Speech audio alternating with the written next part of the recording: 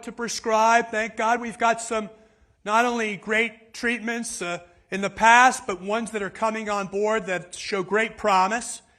But if you don't combine the mental health and the social health, it's like a three-legged stool. The stool's going to fall down. And what I read into the President's executive order the other day is a commitment to start connecting the dots. All of us in our movement know that we're so fragmented. All of us as advocates advocate for one little diagnosis or one piece of the treatment continuum. We never take a holistic approach, and furthermore, we never connect all the different government agencies that touch someone with these illnesses. We relegate them to one system, and that's the healthcare system. And we've forgotten that these people work and operate within all the housing and tragically, and too often the case in the criminal justice system and the human services system and so forth. And what we've never done as a country is think about the true cost of these illnesses across the government. We only look at the cost to the medical spend alone. And until we take a broader aperture of this, we're never going to wrap our arms around all the needs that someone has, such that we can provide them the support that's going to give them the best chance at long-term recovery. Now, in this audience, I see many friends who are there for Amy and I. Furthermore, let me acknowledge my wife, Amy Kennedy, is over here in the back.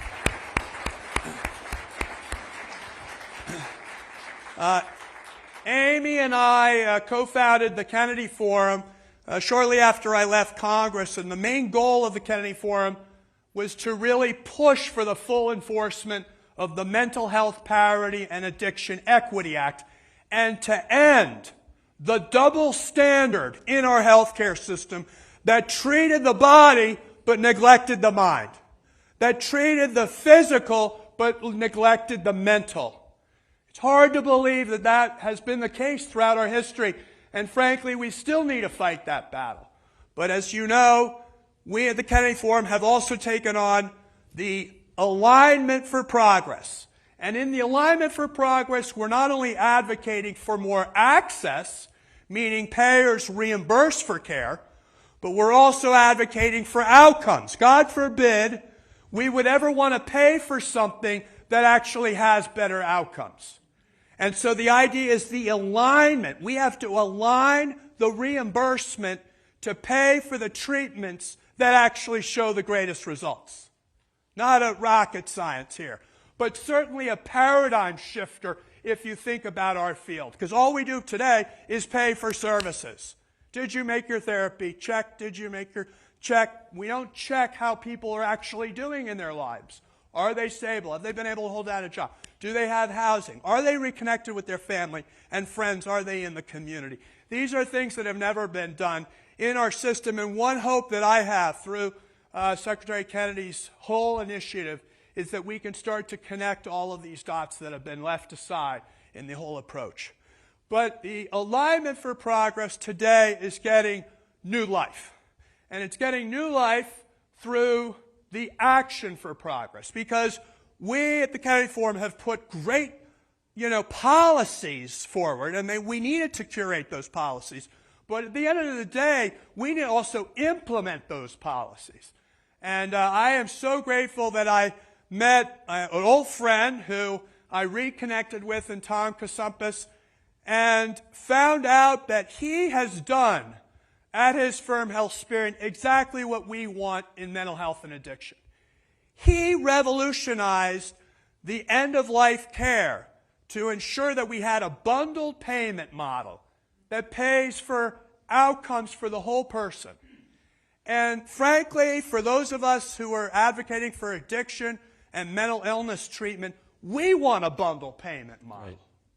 And Tom and his A-team at HealthSperian have wrapped themselves around our initiative at the Center for Behavioral Health at HealthSperian. Many of you have been partners for us in that effort, but I just can't thank Tom enough. And I'll just conclude with this. Many of you may wonder, what am I doing up here with someone that I share in common very little with politically? And I'll just answer that by telling you a story. In the years since I left Congress, I took up the fight against commercialized marijuana, and I fought sports betting and the problems with gambling in this country, both of which are new addiction-for-profit industries that are really compromising the health and well-being of our fellow Americans. And guess what? Fox News used to love having me on.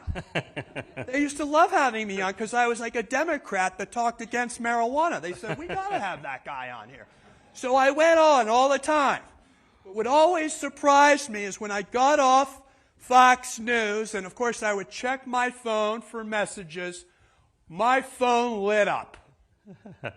And it was all my fellows in recovery. And I'm thinking to myself, that many people in recovery are watching Fox News? So it was a real awakening for me that we really can't be divisive in this issue. We have to be unified because as much as we have our political disagreements, this is an issue that affects every single American, as the Secretary has said. And I really appreciate the fact that he has taken his role as HHS Secretary to put this on the spotlight. And so with that, I'm going to have my friend Tom Kasumpis invite the Secretary to have a fireside chat around all of these issues and the new initiatives that have just recently been announced. Thank you so much, Tom. Well, Patrick, before we have the Secretary on, I just want to say one thing. First of all, welcome to all of you. We're all here because of your leadership. So I think we want to give Patrick an extraordinary round of applause. He has brought all of this together for us to focus on and make a difference. And now we're going to welcome the Secretary of Health and Human Services to the stage. Welcome, Secretary Kennedy. Secretary, good to see you. Good to see you. Well, thank you so much for being with us at our launch for Action for Progress. This is such an important issue. As you and I have talked and you've said so many times, mental health, behavioral health, addiction is really one of the most critically important issues in our healthcare today. And it affects families throughout the country, all parts of families, mothers, fathers, sisters, brothers. It really is so extraordinarily important. And I know how important it is to you, and so we're so grateful for you to spend the time with us today, but also I think to hear from you about why it's important and sort of where we're going with the exciting new announcements that you made just recently around the executive order and the focus that you're taking to address these issues. Talk to us about that. I mean, it's a raw financial issue. It can be reduced to a raw financial issue. It costs about $92 billion a year in direct costs, about $890 billion a year in indirect costs and lost productivity and cost to our healthcare system, and just collateral damage. And all the collateral illnesses. One of the things Patrick and I were talking about backstage is the intensity of use by drug addicts and alcoholics of the healthcare system. That they're in the emergency room all the time. They're also imposing costs on our justice system. They're imposing costs on our foster care system. They overutilize every aspect of the government, and you get them into treatment and all that stops. And they stop. Patrick was telling me that he went to 17 rehabs, but he was in the emergency room once a week with, everything from kidney infections, contusions on his face from falling. And in 15 years that he's been sober, he's never been to an emergency room. And, I see that. We all know that that's what happens to addicts.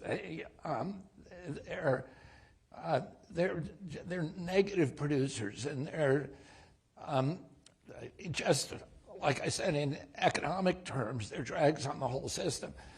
But also, just for the morale of our country. We are in, what we're facing now in this country is not, we have the worst health outcomes in the history of the world.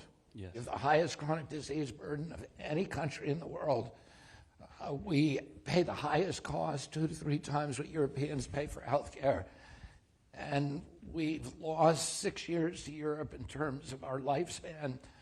Over the past 2 decades, we've got the highest infant mortality rate in the developed world, the highest maternal mortality rate in the developed world. And then our cancer rates, we're having an epidemic of colorectal cancer now among children. And 10 to 14-year-old children in the last decade, colorectal cancer has grown by 500%. Wow. So that is, we have a healthcare crisis, but we also have a mental health crisis. And that's a crisis of loneliness. It's a crisis of despair, of fragmentation, of atomization, of just disconnection from community.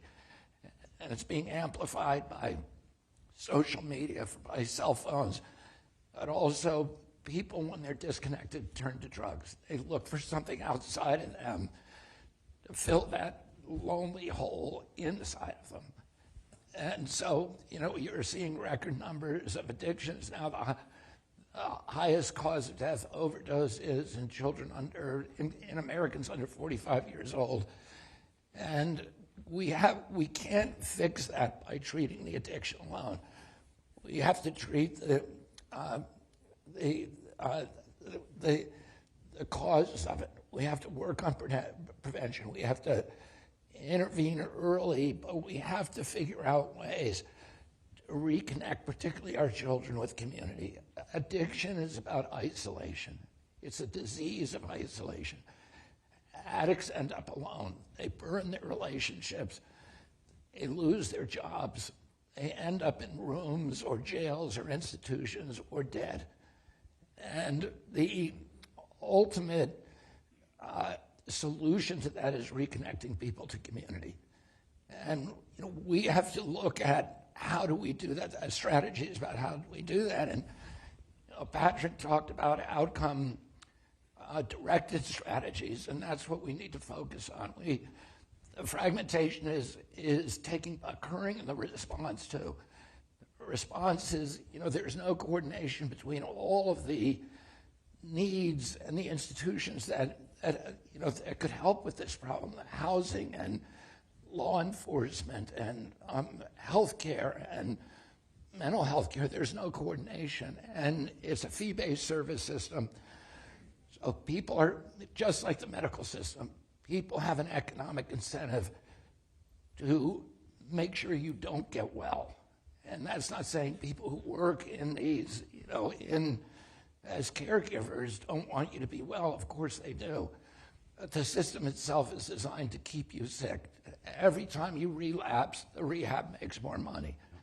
And the costs go up, and the insurance companies, you think the insurance companies are going to lose money every time you go, but they're looking at the entire cost because they collect friction from those costs. It's like Lloyd's of London, rather have one boat sink a year or 100 boat sinks a year. They'd rather have 100. Because then everybody is buying the insurance and the cost of the pie goes up and they're collecting friction on it. Everybody along the way is making money on fee-based services, and ultimately what we have to do at HHS over the next 3 years is do everything we can to switch the model at CMMI and CMS and HRSA and SAMHSA to coordinate response so that somebody is in charge of that addict. Somebody is accountable as he moves through the system. And to move to outcome-based services where people have an incentive to make sure you don't relapse, that there's a strong economic incentive. You get paid one price for treating that individual, then you follow that individual for 3 years, and you're responsible for all the costs. And that will bring down the cost, because then people will look. We have lots of evidence-based treatments. We know what works. We're not doing it well because nobody has an incentive to do that, and so there's no accountability. And we were talking earlier as well, Secretary, about the disconnect between the sort of mental health and the physical health. And as you've just described, the opportunity to make sure that all of that is incorporated in as people are cared for. So it's not just separated, but how does the mental health affect the physical health? And so that there's actually an integration of services. Yeah, I mean, we need to integrate services, and that's, you know, the Great American Recovery Act is an effort to begin that Yes. Transition. Yes. The Streets program, for example, well, is based partially on the program that was modeled in the Netherlands. We go out, we bring together law enforcement, we bring together mental health, we bring together counselors, we bring together housing, and we intervene early. We try to get to that addict as soon as, or people with mental health problems as soon as possible. We find them on the street. We move them from crisis to detox, to treatment, to housing, to employment, and ultimately to reconnecting to communities and to self-sufficiency. Well, as you can imagine, everyone here is very excited about the Great American Recovery Initiative. And so hearing more about it and understanding how you're taking this on and moving it forward is really extraordinarily important and very exciting to all of us who are concerned about these issues. You had talked about the Streets program. Tell us a little more about Streets. And then sober housing, I think, is also a very important part of this that I know you're very committed to as well. I mean, the Streets program begins with a $100 million program that's going to be distributed to 8 pilot programs, regional pilot programs, where we will coordinate the government. The insurance companies don't have any. The insurance companies have your life with them is very short-lived. You move from one to the other. They're looking at they're looking at the costs over 1 year, and we need to extend that periphery, the periphery of that horizon, so somebody is looking over the costs over 3 years and the entire cost. Mm-hmm. Right now, the fiduciary for addicts is CMS. CMS only is looking at the cost savings to the healthcare system. That's all they're concerned about. And nobody's looking at the broader cost savings. For example, law enforcement. We're bringing all of these agencies together. We're going to do a study that looks at the entire cost of the addict over the lifetime of the addiction, so that we can demonstrate savings over time to justify the cost of this program. The Streets program, as I said, it's a $100 million program. It builds on a $45 million program that we gave this year for sober housing. And I'm working with Scott Turner at HUD to revolutionize sober housing. I'm a really strong believer in sober housing. I think we need to not just treat the addict and then put him back into the environment that was making him sick or contributing, let me put it this way, contributing to his sick illness.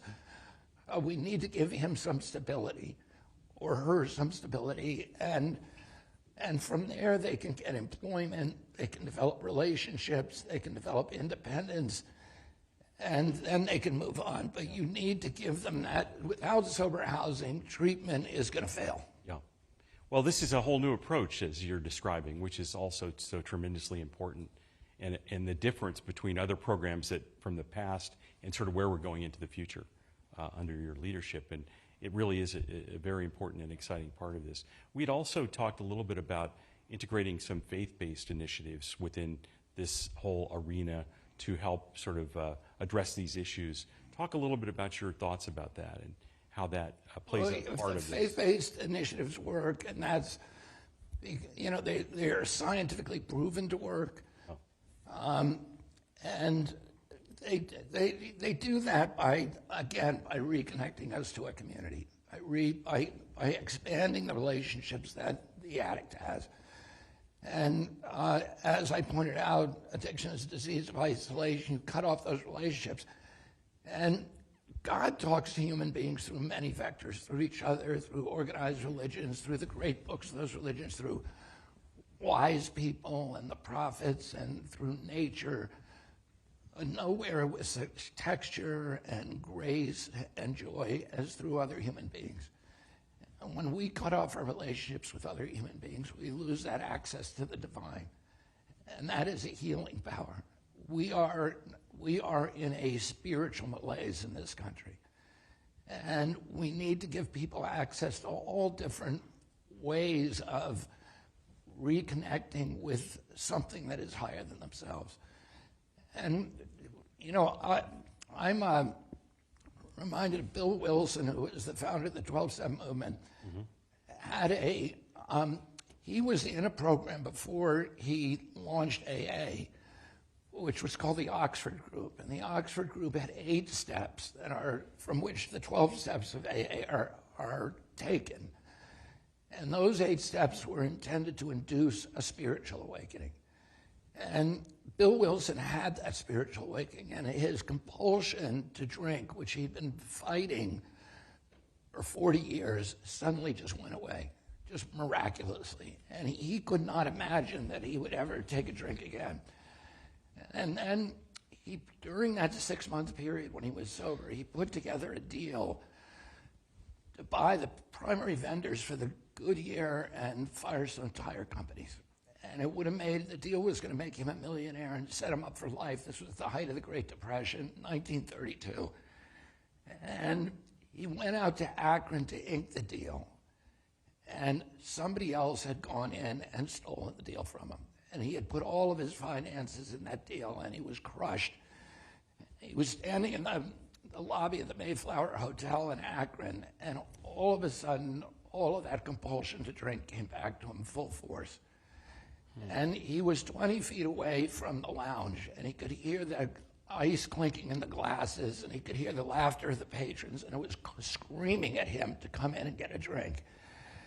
And on his way to the lounge, he had the central revelation of the 12-step programs, which is he realized the only way that he was going to stay sober is if he helped another alcoholic. And he went, instead of going into the lounge, he went into a phone booth, and he got the yellow pages, and he looked up preachers, the Salvation Army, sanitariums, and hospitals looking for a hopeless alcoholic that he could talk to.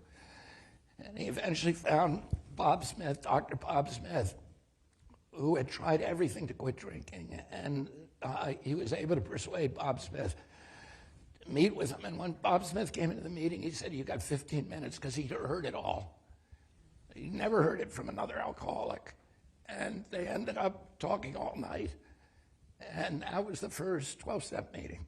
And they both decided the next day the only way they're going to stay sober is to find another alcoholic. So they went to the hospital, and they found a guy who was literally handcuffed to a bed. And he was the third member. And it was this realization that the only way that the spiritual awakening works, but it's just a daily reprieve. And if it's not renewed every day through service to other people, service to other alcoholics, then you'll lose it. And so the 12-step programs teach you, build that muscle of you've got to do something to serve another human being every day of your life. And that's how you teach people to reintegrate in the community, because they get that spiritual and emotional return from service that they then become addicted to. And they begin building relationships and friendships and a sense of community and stability in their lives. And it gives them a purpose in their lives. And that's how you precipitate a spiritual revitalization, a spiritual renaissance, by reaching out to addicts on the street and then giving them stable lives and teaching them the ways to be of service every day. It's extraordinary. Well, this also is, we have, as a nation, have a crisis around social isolation and loneliness. And I think that adds, as you've just described, to these issues around addiction, et cetera, that are so prevalent. But the opportunity to reach out, as you've described, is extraordinary, and yet so simple to do. I don't think it's simple. And I got simple in terms making I the get effort. very intimidated from talking to Patrick. Yeah, right. Like an encyclopedia. Simple There's in all that you these need to make ideas that about how effort. to do it, but Yeah. they all involve, doing these. A lot. It seems like you've got to change, everything the federal government has been doing forever, and I Which think I think that's you're what we have able to do. Yeah. Oh, we can do that. We have to. There's a tremendous amount of low-hanging fruit. Yes. And but I'm hoping that when I leave this job in 3 years, that we will have changed the trajectory Yes. and changed public attitudes toward the treatment of addiction, and at least developed a lot of models in the states for outcome-based care and for integrated care, so that we have something to build on. Yes, yes, and that's happening so much, as you know, in the physical health arena. So paying for value, incorporating all of those aspects. That's what we're trying to do across Yes, CMS, and we have an amazing team. Dr. Oz is really extraordinary, and he's completely committed to this, as everybody is. Marty McCary and Jay Bhattacharya and all the people who work there are committed to that model. yes. Well, and the outcomes then will be quite different than they are today, where you're just paying for a service. Yeah, and that's just a death spiral for us. Death spiral. Yeah, yeah. We have to figure out ways to reconnect our children to a national purpose and to communities and to a sense of purpose in their lives, Yes. and create bridges to bring people together again across all these atomized landscapes. Right. One of the challenges I think that we all face as well is the workforce. The opportunity to provide these services depends on a robust workforce. What are things we can do to support developing a better, a more comprehensive workforce? Because right now we have a lot of shortages and problems that really prevent us from doing certain things. You mean in caregiver for Yes. addiction specifically? Yes. I mean, that's part of the funding that we're putting in, and we're putting in hundreds of billions of dollars. Right. And a lot of it, about about $500 billion, will go to the states in block grants, and that is a lot of that is workforce retention, building a workforce. Oh, it's that's one of the things that we've got to make an enormous investment in. Yes. And I know we've talked about this before, but I know personal stories are so important with respect to these issues because people relate. And I know your personal journey has been so extraordinarily important. Could you talk a little bit more about how that's affected where you're thinking and sort of what direction we're going in as a result of what you've experienced personally? Because I know that has really shaped your approach and your values. Yeah, I mean, I was a heroin addict for 14 years, beginning in my early teens. Yeah. And I've been 43 years in recovery. And these, 12-step programs saved my life. It provides all the gravities around which all of my life is oriented: my family, my friendships, Right. the work that I do.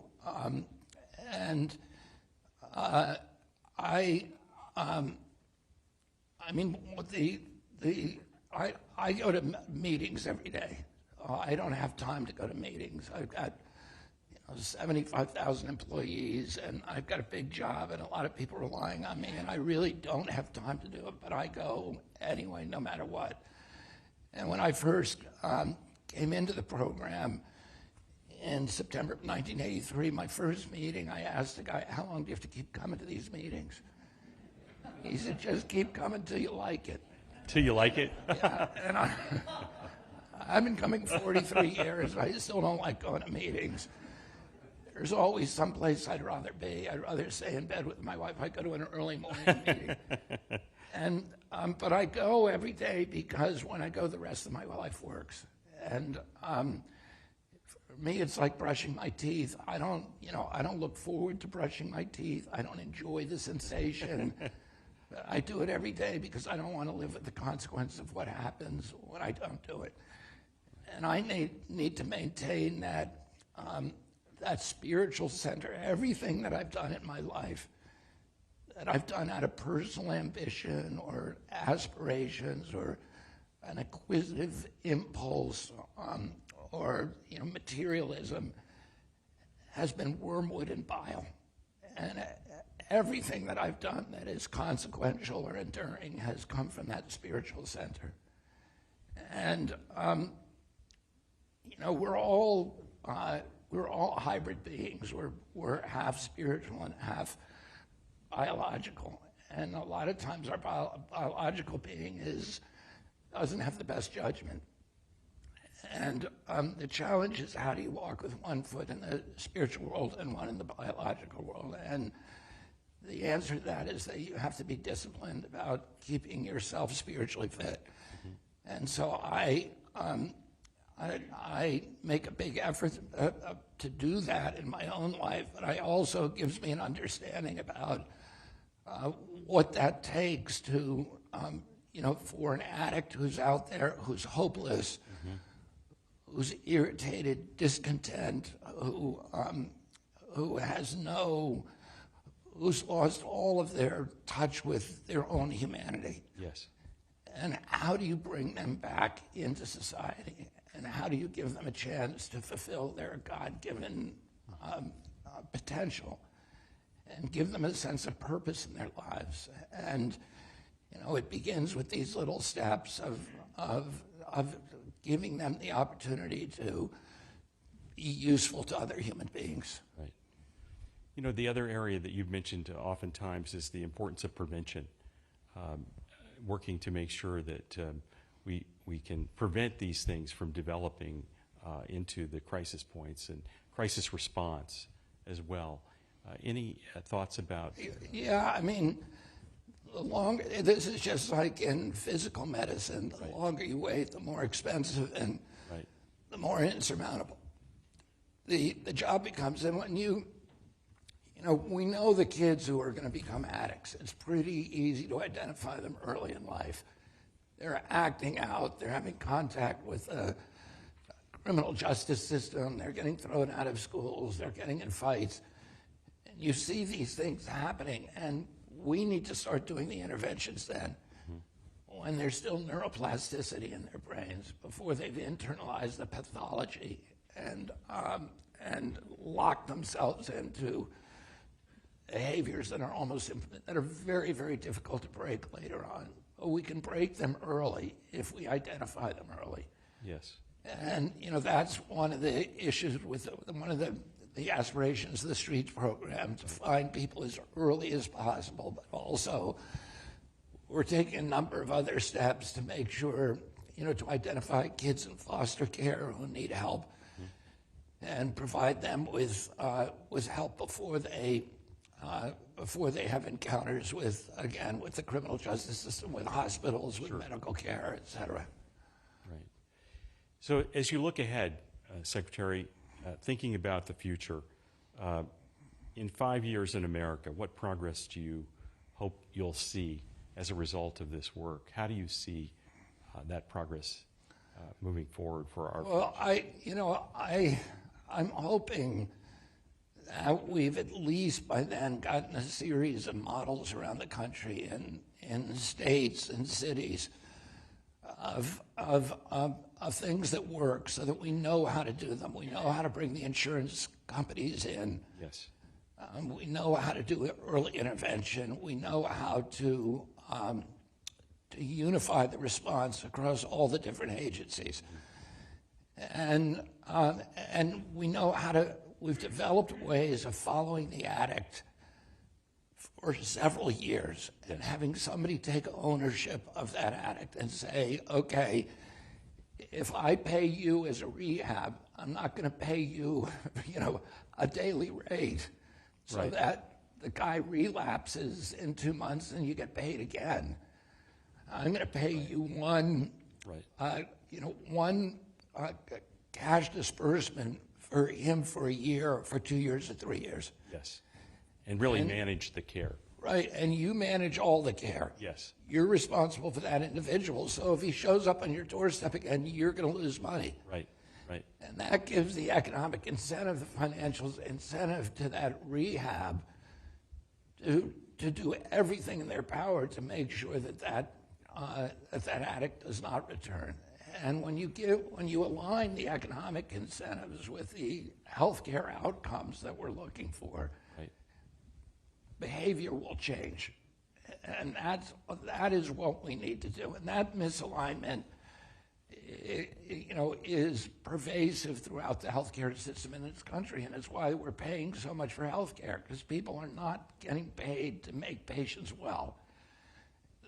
Everybody in the system, the insurers, the hospitals, the doctors, the pharmaceutical companies, are all making money by keeping us sick. And, those economic incentives filter down and they change human behavior. And we're not going to do anything without, the easiest way to change behavior is to rationalize the financial incentives. Right. Once you do that, everything else is just going to follow naturally.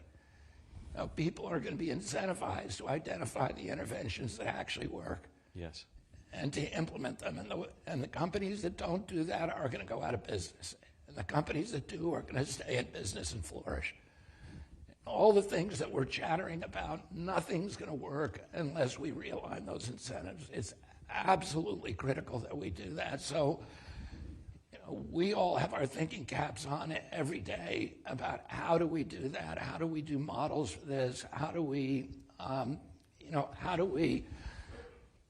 rationalize the economic incentives so that they're aligned with good healthcare policy and good health?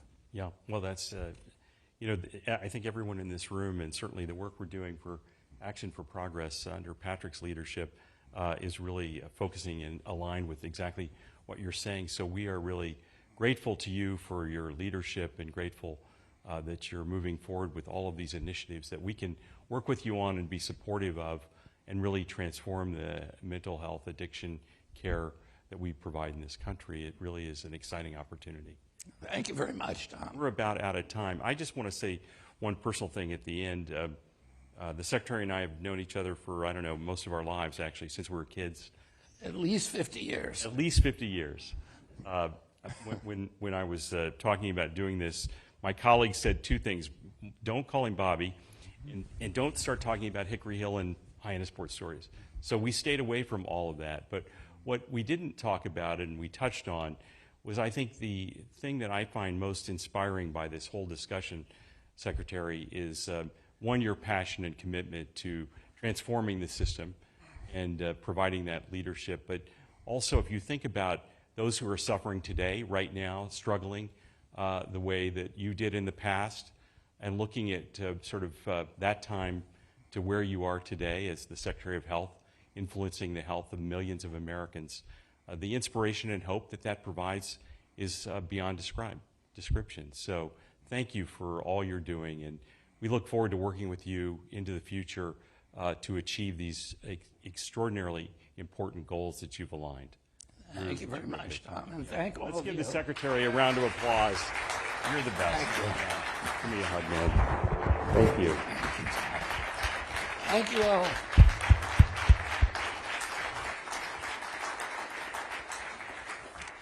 Well, that was really an inspiring conversation, important for all of us to think about the future, where we're going, and how we need to get there together in our Action for Progress. So I'm also now pleased to bring on stage CMS Administrator Dr. Mehmet Oz and Dr. John Sharon, Professor of Psychiatry at UCLA and USC, and the former Director of the LA County Department of Mental Health. So with that, welcome to the stage, and I'm going to turn it over to you guys. Thank you, John. Thank you, Dr. Oz. Thank you.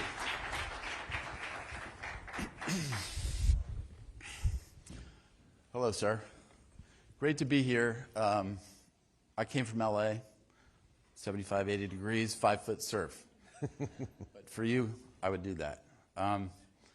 Really, really great to see the new commitments coming from the administration, particularly around addictions, the inclusion of spirituality and other non-kind of clinical elements, as well as a focus on AOT, a very important program. I ran mental health, as you just heard, for LA County, which is the largest mental health system locally in the country. And what I'll say is that I had great bosses, I had a great team, great community, wonderful clients, but the needs and the bureaucracy itself were overwhelming.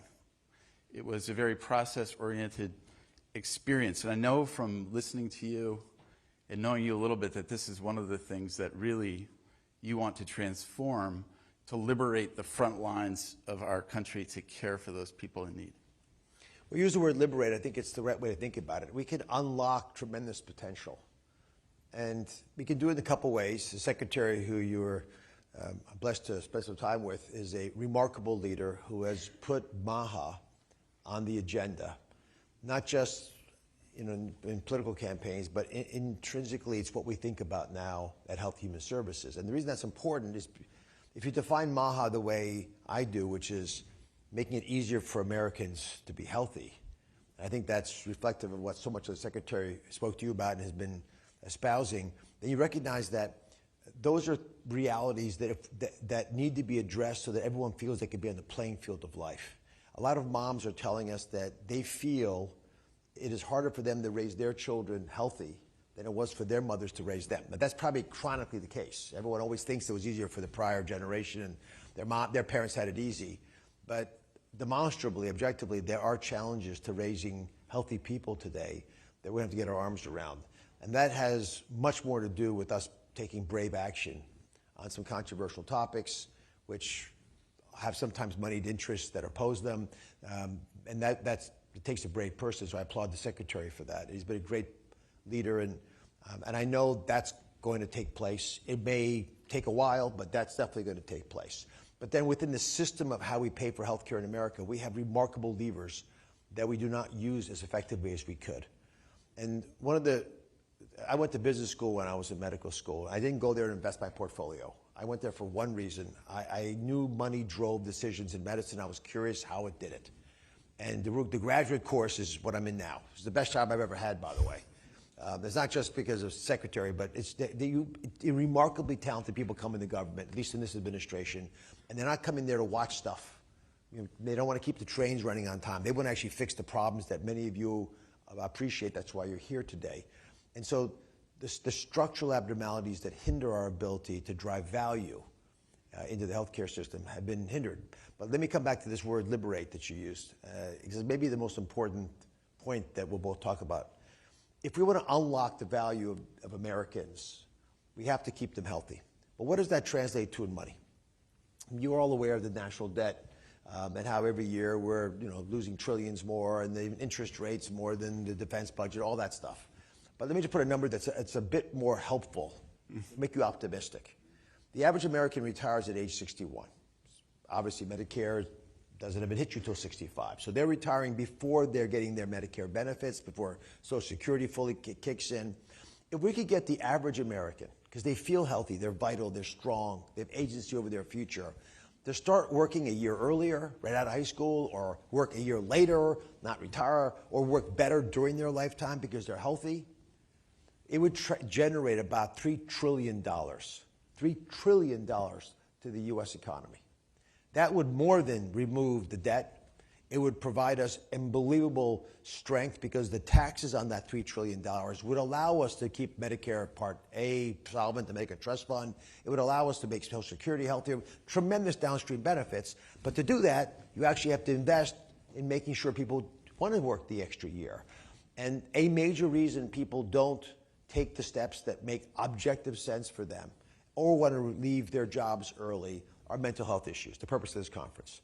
And we have all kinds of laws and rules that treat mental health conditions like they're chronic illnesses, that makes them eligible for payment and the like. But what we're going to talk about today goes beyond that. Why is it that it's so hard to deal with mental health challenges in America? Yeah, these are great points. And I mean, one of the things that I've always led with is the importance of purpose. And we have a population with folks, as you're saying, who have an opportunity and capacity to deliver more work.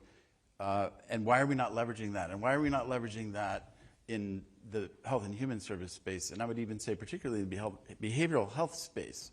As Secretary Kennedy always points out, sponsors mentors, coaches in the military community, battle buddies, are a critical component, not just to navigate, but to provide kinship and help people with their day-to-day lives. And that's not something that we in the healthcare system, and I say this as a clinician, really give enough attention.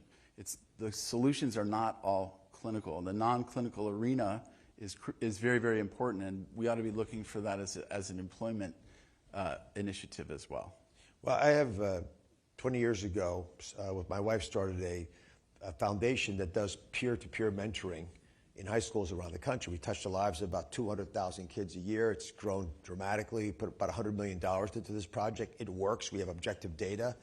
We need more of those kinds of experiments. At CMS, we're looking at models.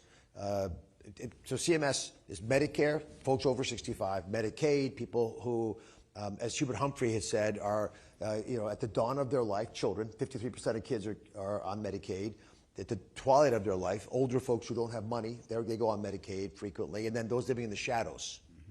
So those are the classic categories that are Medicaid. And all great people take care of their most vulnerable. We're a great nation. We're going to do it as well. That's the ultimate safety net of the country. So we have those two big issues. But the way we innovate often is around these models that we create to get people to come play with us in our sandbox and come up with better concepts. And we have ones that are dedicated to mental health services. We, for example, go into institutions, to places where people are institutionalized and provide them primary care services. We spend time trying to get folks who have dementia, for example, that are tied into the system. We have all kinds of models we're working on, including a MAHA model that will allow multiple folks to be able to get access to support to just figure out what works and what doesn't work. Some of this is not medical. We shouldn't medicalize everything. The value of having some spiritual belief in your life probably is real and significant and hard to replace that. Loneliness is a massive problem. The last Surgeon General's report, he quantitated it as equivalent to smoking 15 cigarettes a day, which I think that's pretty accurate. The impact of substance use, which is often what you turn to if you can't get other connection in your life, and is worsened dramatically by loneliness. These are, if you count lost work days and the like, we're talking about $100 billion a day, including incarceration, maybe $150 billion, not a day, a year. So these are major costs that we're absorbing because they're not taking a crisis, an emotional crisis, on head first. And I point out the fact it's going to have to be multifaceted. You can't just throw money at these issues. Well, we see what's happening in California, Minnesota, and other states when you just throw money at a problem. It's not that the problem's not there. Is that throwing money at it allows it to be diluted in its impact, but also taken by people who do the wrong things with it. Yeah, no, I would agree. Obviously, waste, fraud, and abuse are big challenges, and so is the paying for service model, where we check off a box because it was process delivered in a compliant way, and that may or not impact the outcome of a human being. You brought up a couple of really important things. One of them is kind of this idea of medicalizing our population. And much like diabetes type 1 and type 2, there's a big fundamental difference in terms of the biology. And the type 2 diabetes really requires a lot of lifestyle attention in particular. But we don't really think about that so much in the mental health and addictions arena. And what I would say is, when you do that, when you're focusing on diagnosing someone and getting them a treatment plan and delivering clinical care, when there are other options, you're actually not just disserving them, because that can have its liabilities, but also you're stealing the really critical clinical resources from the people that I've cared for my whole life, in the VA, in the county, in the government systems, who are the people who are revolving in and out of hospitals, on and off the streets, and in and out of the jails. So I think, in alignment with your vision and the Secretary's vision, figuring out ways to go after people suffering from the human condition with human condition solutions and not clinicalizing them are imperative. Without question. And I also believe that we have created in our culture an expectation that they're, relatively speaking, quick fixes. They come in the form of small pills or injections. They do tend to be expensive. And there's lots of marketing around these concepts. And I want to be respectful of the fact that there are incredible advances that have been made in our ability to treat cancers and autoimmune problems, in mental health issues as well. But most of these mental health issues are not from a deficiency of some chemical. There's a broader a problem that is existential for a lot of folks, and a holistic approach will work better.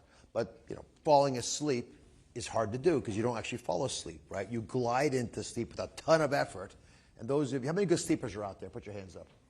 There are a couple of them there, right? My wife is a world-class sleeper. I just watch this. She'll take 9 hours and awakes rested and fresh. But that is our growth hormone is generated by our sleep. Our ability to learn is improved dramatically. Kids who are under chronic stress, their amygdalas don't get the appropriate nourishment, so they don't learn well, which is why kids in these environments, again, we're in schools around the country, it's hard for them to learn, and for that reason they get held back in other ways. So I don't want to turn to medicine to provide all the solutions, but we can provide guide rails. And I do think there are places where we should give credence to treatments that historically have been marginalized. I'll give you a good example. We have 2 large clinical trials now on dementia, showing that there's either, well, let's just to be conservative, there's a slowing down or stopping of the symptoms of dementia. We have tests now that are available, like a test called p-tau217, blood test, you could all get it, that will predict fairly accurately, we believe, that within 10 years you're going to have dementia.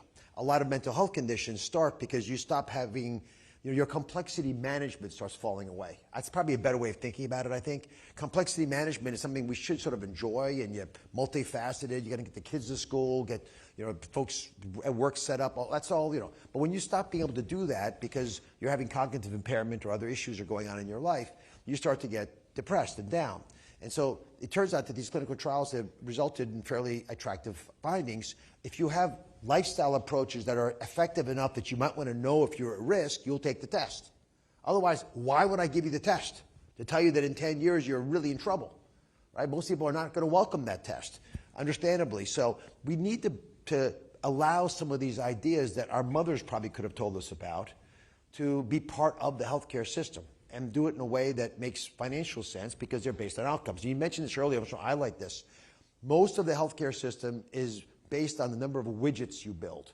How many procedures do you do? How many patients do you see? It's like a shoemaker. How many soles you hammering into the bottom of the customer's shoes? Every shoe you hammer, you get paid more, so you want to do as many as you can.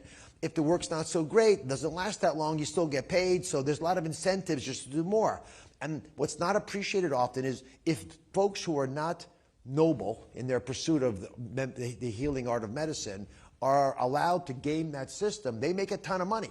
And what do they do with that money? They push the other people out of the business. So they begin to take over, like pariahs, a piranha is a better example with goldfish, just eating all the good guys, pushing them out of the way, and they take over the ecosystem. So it is our job to support those efforts. When good people watch bad people get away with stuff, it's our fault. It's the fault of good people who didn't do much about that. And I've been forced already in my 1-year tenure at CMS to take some pretty draconian actions in areas where we probably could have been more surgical if we just intervened earlier. But by the time I got here, so far gone that you sort of have to burn the whole town down because you don't know who's good anymore. And everyone's going to run away, and hopefully the good people will come back and set up shops and rebuild the place. But you don't want to have to do that. And we risk that in mental health care systems if we're not able to appropriately adjudicate what works, support it, but base reimbursement on value. You get someone healthy again who's got a mental health condition, that's unbelievable value to the economy and to the ecosystem and to our morality. So we ought to do that. Yeah, amen to that. And I think you're right. Investing in the outcomes that we want and that we agree upon is the critical move because we don't know what we're getting right now. And if we're just checking boxes around a compliant process, we're completely missing the ball. And I think the innovation at the ground level for the people who do the work, and I say this as someone that did street psychiatry in Skid Row, what we need for those people is not necessarily on the recipe from CMS. One of the things that we haven't had a chance to talk about, because we're running out of time, if you want to make a quick couple of statements, is rural health and the issue of mental health and addiction challenges in our rural system, which is, in our rural communities who are, so hard to kind of provide access. 60 million Americans live in rural parts of this country. We have a way of defining that that's pretty objective. Their life expectancy is about 9 years shorter than those in more urban parts of the country. It's massively different. And mental health care issues drive a lot of that.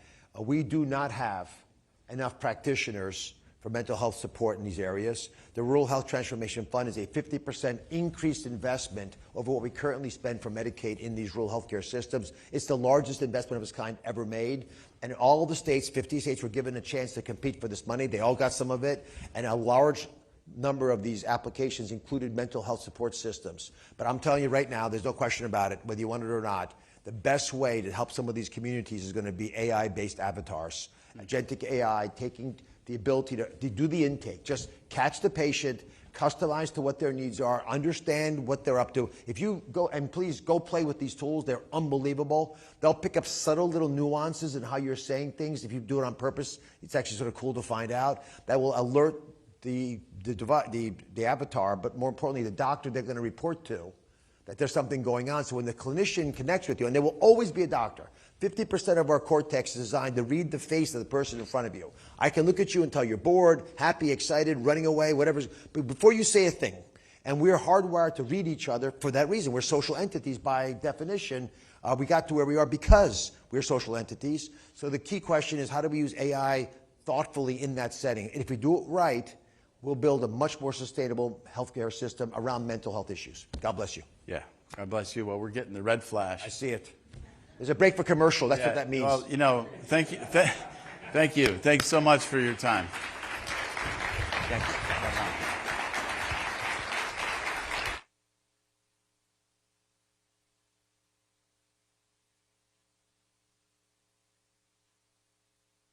Well, again, thank you all. Thank you, Dr. Oz, for being here with us and your commitment to mental health, behavioral health, and addiction.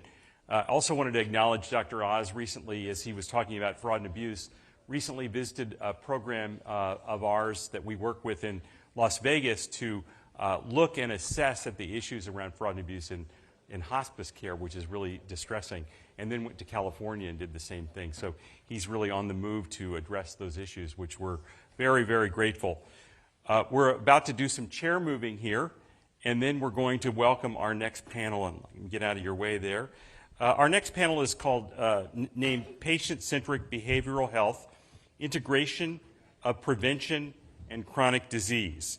And our moderator is Deborah Witchey, the CEO of the Association for Behavioral Health and Wellness. And our panelists will be listed on the screen here, which they already are, with their titles and positions. So as soon as the chairs are up, here, come on up.